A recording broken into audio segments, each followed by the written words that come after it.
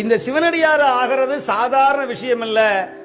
நீ எந்த இடத்துல பிறந்தாலும் கொக்கி போட்டு உங்களை அப்படியே இந்த இளநியை இழுக்கிற மாதிரி இழுத்துட்டு வந்து அவன் வாசல்ல வந்து நிக்க வச்சிருவான் எங்கள் சதாசிவன் கைலைநாதன் அண்ணாமலை பெருமான்.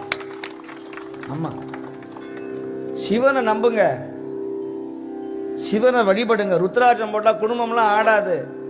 உங்களை யாரெல்லாம் இடைஞ்சல் பண்ணானோ அவன் தான் ஆடி ஓடி விலகிருவான். இந்த புண்ணு கொந்துனாதான் ஆறும்.